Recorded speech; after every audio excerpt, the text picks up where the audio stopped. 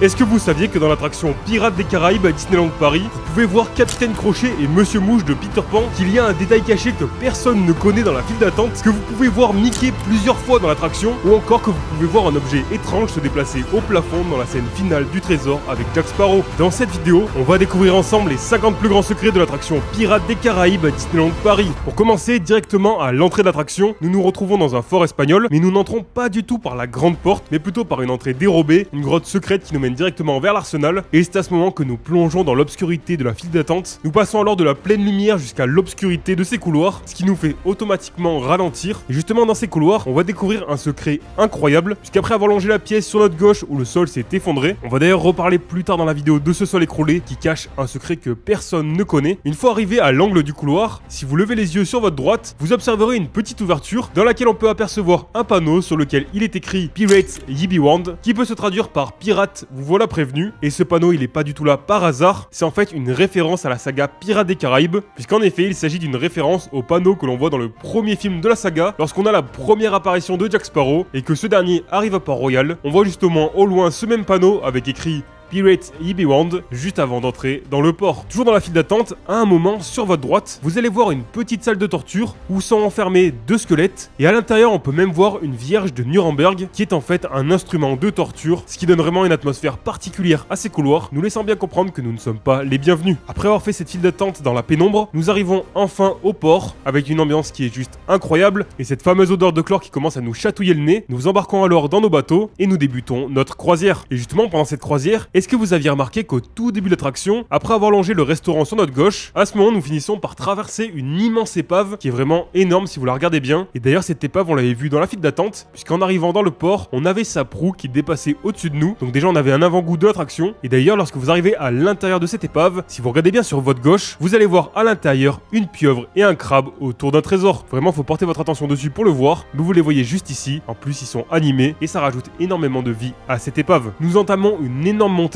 avec une cascade d'eau sur notre droite, des visages apparaissent sur un mur de fumée, et une fois en haut, lorsque nous sommes lâchés dans la descente, ici on retrouve des centaines de détails auxquels vous n'avez pas forcément fait attention. Par exemple, à un moment, si vous tournez votre regard sur la droite, vous allez voir des escaliers dans l'eau qui nous montrent en fait que nous sommes bien à l'intérieur du fort espagnol. C'est un détail qui personnellement m'a toujours attiré l'œil et qui apporte énormément d'immersion à l'attraction et qui bizarrement nous donne un sentiment un peu de dangerosité, comme si l'eau était en train d'envahir le fort. Et donc en voyant ce petit détail caché, la situation devient d'autant plus angoissante. Un peu après, notre regard est attiré par les pirates en train d'escalader la muraille du fort. Pourtant, si vous tournez votre regard sur votre droite, il y a un petit détail caché que très peu de gens ont remarqué, puisque vous verrez des canons de fusil en train de tirer justement sur ces pirates, auxquels on ne porte pas forcément attention, et on voit de la lumière sortir du canon, et on a plusieurs effets associés à ces fusils, qui rajoutent encore une fois énormément d'immersion. Ensuite, nous arrivons dans la mythique scène où les pirates sont emprisonnés. On les voit alors essayer d'appeler le chien qui possède les clés. En général, à ce moment-là, nos regards sont portés sur les pirates, donc soit sur notre gauche, soit sur notre droite, et pourtant, si vous levez votre regard, il y a un détail que vous n'avez sûrement jamais vu, puisqu'en effet, si vous levez votre regard vers le plafond, vous remarquerez que celui-ci est en train de s'effondrer, ce qui rend encore une fois la situation d'autant plus angoissante et qui montre que le sort de ces malheureux pirates semble être condamné. Et comme quoi le trou dans lequel nous finissons par tomber et qui nous emmène au cœur du combat nous a peut-être finalement sauvé la vie. Et justement, en parlant de cette descente, après cette scène, nous sommes ensuite attirés par le courant qui s'échappe du fort par un trou laissé par un boulet de canon, et nous voilà au cœur de la bataille menée entre le bateau des pirates et les forces espagnoles. Et d'ailleurs cette scène elle a une particularité, puisque contrairement aux autres scènes de l'attraction, tous les effets de cette scène sont synchronisés avec l'arrivée des bateaux. Que ce soit les lumières, l'eau, les sons et la fumée ne se déclenchent qu'à l'arrivée d'un bateau. Et c'est justement pour cette raison que les concepteurs de l'attraction ont décidé de remplacer le nom d'origine du bateau pirate en passant de Wicked Wench au doux nom de l'Inferno, traduisant l'enfer qui attend les visiteurs en plongeant dans cette bataille. Nous voilà maintenant arrivés dans cette ville pillée par les pirates, et à ce moment on remarque le capitaine des pirates en train de menacer Carlos,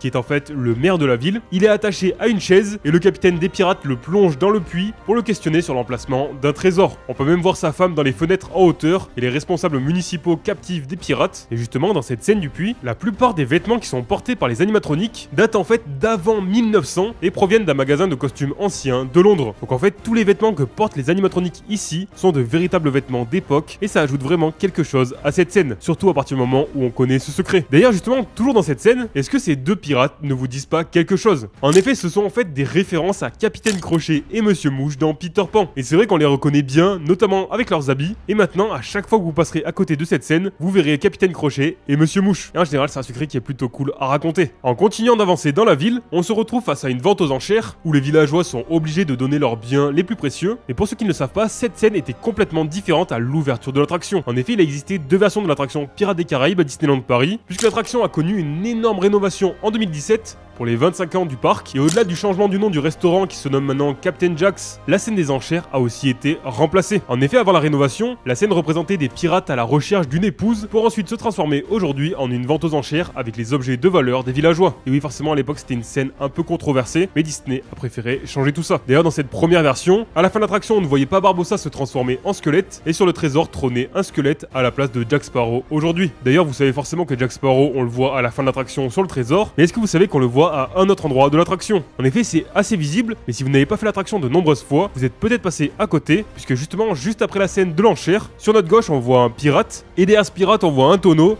Et si vous observez bien à l'intérieur de ce tonneau, de temps en temps, on voit la petite tête de Jack Sparrow dépasser. Et apparemment, il serait prêt à voler la carte du pirate pour justement trouver le trésor à la fin de l'attraction. Juste après qu'on ait vu Jack Sparrow, on se retrouve face à un combat à l'épée. Et ce combat, il est très particulier. En effet, cette pirate et ce villageois engagés dans un duel acharné vont bien au-delà de simples gestes que proposent les autres animatroniques de l'attraction. Puisque déjà, il faut savoir que les duellistes sont une exclusivité à Disneyland Paris. On ne les retrouve dans aucune autre version à travers le monde. Et donc les mouvements de ces animatroniques sont vraiment avancés. C'est vraiment des mouvements complexes. Mais malgré le fait qu'ils aient des mouvements complexes, ce n'est pas les seuls dans l'attraction. En effet, parmi les animatroniques avancés, on retrouve aussi celui de Barbossa et celui de Jack Sparrow, pour lesquels les concepteurs de l'attraction ont dû étudier les films pour reproduire au mieux la gestuelle et l'expression des personnages pour qu'ils soient plus vrais que nature. Et clairement, Jack Sparrow à la fin pourrait être une vraie personne qu'on ne verrait pas la différence. Cet animatronique, il est vraiment incroyable. Si on revient un peu avant dans l'attraction, juste avant d'arriver dans la ville en feu, juste ici, on voit trois hommes sur la gauche qui sont en train de chanter avec un d'eux qui joue de l'accordéon. Et bah de nouveau, qui est-ce qu'on reconnaît? Monsieur Mouche et Capitaine Crochet. On les avait vus tout à l'heure à côté du puits. Maintenant, ils sont là à l'entrée de la scène. Et donc, on voit à deux reprises Capitaine Crochet et Monsieur Mouche dans Pirates des Caraïbes. C'est vraiment un secret qui est incroyable. D'ailleurs, au même moment, juste au-dessus de nous, on a un pirate qui est en train de tenir des tonneaux de rhum, ce qui rend la scène un peu plus oppressante et dangereuse. Et si vous les regardez bien, ces tonneaux, ils forment en fait un Mickey caché. En effet, ils forment ces trois ronds qui forment la célèbre tête de Mickey. Des Mickey cachés, on en retrouve de partout à Disneyland Paris. Et là, on en a un assez discret. Nous arrivons alors enfin dans la ville en feu. Et à ce moment-là, on assiste alors à la destruction de cette ville et de la joie des pirates face à ce terrible spectacle. Et à ce moment-là, vous avez sûrement remarqué que le feu paraît très réaliste. Il y a même une anecdote qui raconte que durant la phase de test de l'attraction, un agent de sécurité a cru à un véritable incendie et il s'est alors jeté sur les décors avec un extincteur avant de comprendre in extremis que tout allait bien. Et cette anecdote montre à quel point le feu est réaliste. Et c'est vrai que quand on est devant, on y croit. Et bien justement, pour rendre ces flammes réalistes, durant la création de la première version de l'attraction dans les années 60, Walt Disney recruta l'imagineer Yal Gressey qui trouva l'idée d'utiliser un ventilateur soufflant sur des langues de satin blanc éclairées par des projecteurs jaunes et orange. Et même si aujourd'hui on a beaucoup plus de technologie dans les attractions, cette technique inventée il y a 60 ans a été gardée et au final elle est toujours aussi réaliste. Dans la série des petits détails cachés que vous n'avez pas forcément remarqué, on retrouve un détail qui n'a l'air de rien et pourtant qui m'impressionne à chaque fois que je le vois, puisque juste ici au milieu du feu,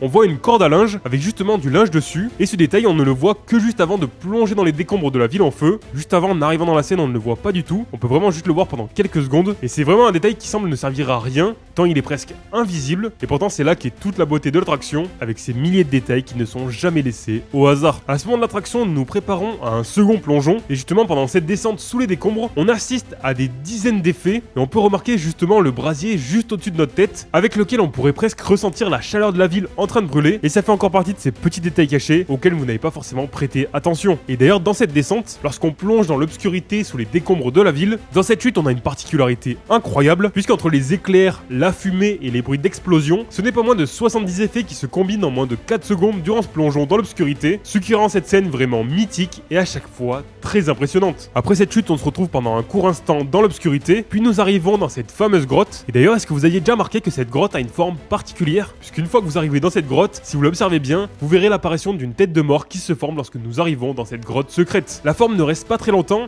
il faut être assez rapide pour la voir, voir, mais ça ajoute beaucoup à cette caverne avec ses cascades d'eau et sa couleur si particulière qui donne une ambiance vraiment incroyable. Ensuite à ce moment-là, on arrive au niveau du capitaine Barbossa. Si vous avez vu les films Pirates des Caraïbes, observez-le bien, puisqu'il semble qu'il ne se soit pas totalement remis de la malédiction du Black Pearl, puisque lorsqu'il est touché par la lumière de la lune, on le voit se transformer en squelette. Et d'ailleurs, est-ce que vous avez remarqué que derrière lui, on voit un squelette qui est en train de tenir le gouvernail du bateau? C'est vraiment super discret. En général, on se concentre plutôt sur Barbossa, mais pourtant il y a un squelette juste derrière lui. Peut-être que vous ne l'aviez pas remarqué. Et d'ailleurs, en parlant de petits détails cachés que vous n'avez pas forcément remarqué, si vous regardez en face de Barbossa, donc sur votre gauche, vous allez voir une petite mouette animée. Donc en face de Barbossa, si vous tournez votre tête sur votre gauche, vous verrez cette petite mouette perdue. Des fois elle n'est pas là, et si vous avez un peu de chance, vous pourrez la voir. Et encore une fois, vu que notre regard est attiré vers Barbossa, c'est un détail que presque personne ne connaît. Ensuite, nous arrivons au point culminant de l'attraction, la salle au trésor. Et à ce moment-là, si vous levez votre regard vers le plafond, vous allez peut-être vivre un phénomène assez étrange. Personnellement, la première fois que je l'ai vu, ça m'a perturbé, puisqu'en effet, avec beaucoup de chance, c'est assez rare. Vous allez peut-être pouvoir observer une mystérieuse ombre se déplacer dans les hauteurs de l'attraction, mais bon, il n'y a rien de paranormal là-dedans, puisqu'il s'agit tout simplement du Disneyland Railroad.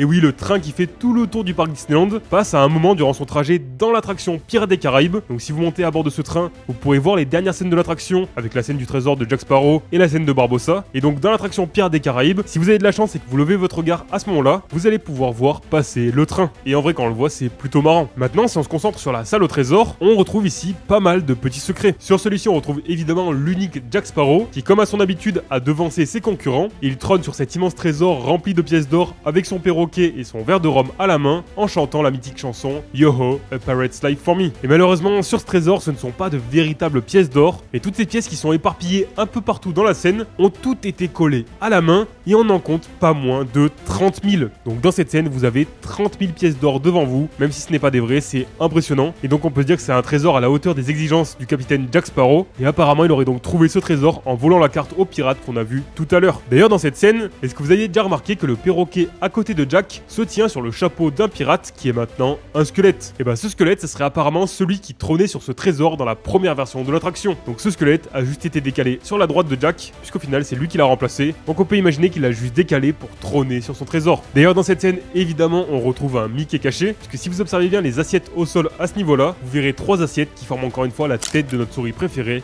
Mickey. C'est assez discret, mais vu qu'on sait qu'il y a des centaines de Mickey cachés partout à Disneyland Paris, maintenant vous saurez qu'il y en a plusieurs dans l'attraction Pirates des Caraïbes. D'ailleurs il y a tellement de Mickey cachés qu'il y en a un juste en face, puisqu'en effet, en haut du lit à la fin de l'attraction, au-dessus du squelette, vous allez pouvoir observer des boulets de canon. Ils sont vraiment minuscules, c'est impossible de le voir sans le savoir, et donc ces boulets de canon forment encore une fois un Mickey caché. Alors là on arrive à l'un de mes secrets préférés de l'attraction, puisqu'après avoir observé Jack trônant sur son immense trésor, et avant d'arriver sur le quai de débarquement, si vous regardez bien sur votre gauche, vous allez voir des squelettes en train de boire un coup, mais si vous levez les yeux, vous remarquerez que le plafond semble s'être effondré. Et oui, rappelez-vous, lorsque vous êtes dans la file d'attente et que vous voyez sur votre gauche une pièce avec le sol qui s'est effondré, et bien au fond de ce trou, on retrouve la fin de l'attraction après la scène avec Jack Sparrow. C'est un détail vraiment discret, mais qui est sûrement l'un de mes préférés. Au final, personne n'est au courant, donc ça devient un secret. Petite anecdote concernant les attractions Pirates des Caraïbes, vous le savez peut-être, mais c'est l'attraction qui a inspiré les films, et pas l'inverse. En effet, la première attraction Pirates des Caraïbes a ouvert en 1967, quelques mois après la mort de Walt Disney, alors que le premier film Pirates des Caraïbes, la malédiction du Black Pearl, est sorti en 2003, soit presque 40 ans plus tard. Donc c'est bien les attractions qui ont inspiré les films et pas l'inverse, et c'est un cas très rare. En général, les attractions sont inspirées des films,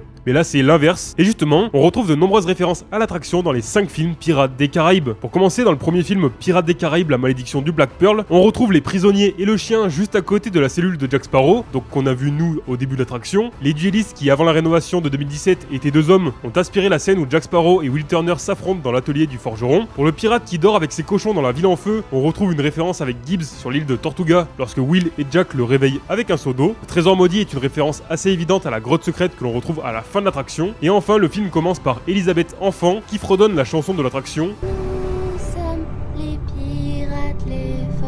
Et se termine par Jack Sparrow qui la chante aussi. Trinquons mes jolis yo-ho. Si on tourne maintenant vers Pirates des Caraïbes, le secret du coffre maudit, on retrouve la scène du maire plongé dans le puits sur Tortuga, et on retrouve le chien avec les clés sur l'île des cannibales. Dans Pirates des Caraïbes jusqu'au bout du monde, on peut entendre le fameux « Les morts ne mentent pas » qui est extrait de la bande-son dans l'attraction. Les morts ne racontent pas l'histoire. Et en plus, on peut même entendre la musique de l'attraction juste après. Et enfin dans Pirates des Caraïbes, la vengeance de Salazar, le titre original du film est Pirates of the Caribbean Dead Men Tell No Tales, qui est un nouveau clin d'œil à la devise de l'attraction, et en France on entend Si on revient un peu aux petits détails cachés, lorsque vous arrivez dans la boutique à la sortie, vous allez peut-être vous sentir observé, puisqu'en effet, en levant les yeux, vous remarquerez des petits chats vous observant dans les hauteurs de la boutique. Mais donc voilà, dans la boutique, on peut voir des petits chats. Si maintenant on sort complètement de l'attraction et qu'on prend un peu de recul sur le bâtiment, si vous regardez au sommet de la boutique le coffre du capitaine, vous remarquerez une petite girouette, et si vous l'observez bien, vous allez voir que celle-ci prend la forme d'un pirate scrutant l'horizon avec sa longue vue. C'est un petit détail caché presque invisible, je pense que très peu d'entre vous l'aviez remarqué. D'ailleurs pour l'anecdote, est-ce que vous savez qu'il existe 5 versions de l'attraction Pirates des Caraïbes à travers le monde? On a donc la première version qui a ouvert en 1967 à Disneyland en Californie. On a une version de l'attraction dans le parc Magic Kingdom à Walt Disney World en Floride et qui a ouvert en 1973. On en a une à Tokyo Disneyland au Japon qui a ouvert en 1983, on en a une à Disneyland Paris qui a ouvert en 1992, et on en a une à Shanghai Disneyland en Chine qui a ouvert en 2016. Pour ce qui est des deux versions américaines, de la version japonaise et de la version française, l'histoire de l'attraction est globalement la même, avec quelques différences notamment au niveau du parcours, mais par contre pour l'attraction située à Shanghai Disneyland, là elle est complètement différente. Elle se nomme Pirates of the Caribbean Battle for the Sunken Treasure, et dans celle-ci on se retrouve avec bien plus d'écrans et d'effets spéciaux par rapport aux animatroniques chez nous. Cette attraction elle est vraiment à la pointe de la technologie, et elle plonge les visiteurs au cœur du film cette fois-ci, et donc cette attraction emmène les visiteurs dans les profondeurs de l'océan et au front de deux immenses navires pour retrouver Davy Jones, de nombreux pirates, des sirènes, le Kraken et évidemment Jack Sparrow. Et c'est vraiment une attraction incroyable et complètement différente de la nôtre en France. D'ailleurs en parlant de notre version à Disneyland Paris en France, si on s'intéresse un peu à ses caractéristiques, déjà l'attraction dure environ 8 minutes, ce qui est vraiment très long par rapport aux autres attractions dans le parc. Au programme on retrouve 116 animatroniques, dont 64 pirates et villageois, 12 squelettes et 52 animaux. Et oui, il y a 52 animaux dans l'attraction, amusez-vous à les trouver. Il y a deux chutes avec pour la première une chute de 4,5 mètres de haut et pour la seconde de 2,5 mètres. Et évidemment, on a les 72 effets de la seconde chute en à peine 4 secondes. Mais ce qui est assez impressionnant pour cette attraction, c'est sa capacité horaire, c'est-à-dire le nombre de personnes que l'attraction peut embarquer en une heure, puisqu'avec ses 35 bateaux pouvant accueillir jusqu'à 23 passagers, l'attraction peut embarquer près de 3000 personnes par heure. Et c'est vraiment énorme. En comparaison, l'attraction de Nemo Crush Coaster, qui comme vous le savez a souvent des longues files d'attente, peut embarquer seulement 900 personnes par heure, donc 3 fois moins. Et ce qui explique aussi pourquoi il y a souvent peu d'attente dans l'attraction Pirates des Caraïbes, donc profitez-en. En tous les cas, c'est la meilleure attraction du parc. Si maintenant on se concentre un peu sur les alentours de l'attraction, si vous prenez la direction de Fantasyland, vous allez tomber sur un petit stand de boissons. Vous allez alors voir une caisse avec une tête de mort et 2 épées en dessous. Et si vous vous concentrez bien sur les détails de ces épées, et notamment sur leurs manches, vous allez remarquer que les manches des 2 épées sont en réalité des bouteilles de coca. Comme quoi, peut-être même que les pirates sont à la recherche de ce breuvage. D'ailleurs, est-ce que vous savez que dans l'attraction Pirates des Caraïbes, on retrouve un restaurant? Vous l'avez sûrement déjà remarqué, parce qu'au tout début de l'attraction, on passe juste à côté. Ce restaurant, il se nomme aujourd'hui le Captain Jack's. Si un jour vous avez la chance de déguster un repas sur les bords de ce lagon des Caraïbes, vous pourrez observer différents avis de recherche. Et ces avis de recherche sont au nom des plus grands pirates de Pirates des Caraïbes, puisqu'on retrouve Capitaine Barbossa, Davy Jones, Barbe Noire et évidemment Jack Sparrow. D'ailleurs, tant que nous sommes dans les alentours de l'attraction Pirates des Caraïbes, est-ce que vous avez déjà remarqué à quel point l'attraction est bien placée? En effet, à sa gauche, on retrouve Adventure Isle, avec l'énorme crâne sculpté dans la pierre que tout le monde connaît, le majestueux bateau de Capitaine Crochet, une petite plage et de nombreux détails nous laissant penser que des pirates semblent vivre dans le coin. Et à droite de l'attraction, en direction de Fantasyland, vous allez directement tomber sur Peter Pan's Flight, retraçant l'histoire de Peter Pan sur un bateau volant et qui parle d'une histoire de pirates. Et vous avez juste en face le restaurant Au Chalet de la Marionnette, inspiré du naufrage du bateau de Gepetto, et donc c'est une zone de Disneyland Paris où il est bon de respirer l'air marin. En vous dirigeant vers cette zone, attention de ne pas avoir le mal de mer. Enfin pour terminer, si vous vous promenez dans cette partie d'Adventureland et que vous avez un peu de chance, un jour vous croiserez peut-être Jack Sparrow en train de déambuler dans les parages. C'est pas rare de le croiser par ici, et si vous le croisez, n'hésitez pas à le saluer. Voilà, maintenant vous connaissez les 50 plus grands secrets de la meilleure attraction de Disneyland Paris, à mes yeux en tout cas. Juste avant que vous partiez, cette vidéo fait partie d'un calendrier d'avant où je vous sors une vidéo par jour jusqu'à Noël. On se donne rendez-vous ici tous les jours à 18h. On parle des secrets de Disneyland Paris, mais on parle aussi des détails cachés et des secrets des films Disney et Pixar. Donc n'oubliez surtout pas de vous abonner et d'activer la cloche pour ne rater aucune de mes prochaines vidéos. On a donc ce rendez-vous tous les jours à 18h jusqu'à Noël. Moi je vous dis donc à demain 18h pour une nouvelle vidéo. C'était Kid Valou. Ciao.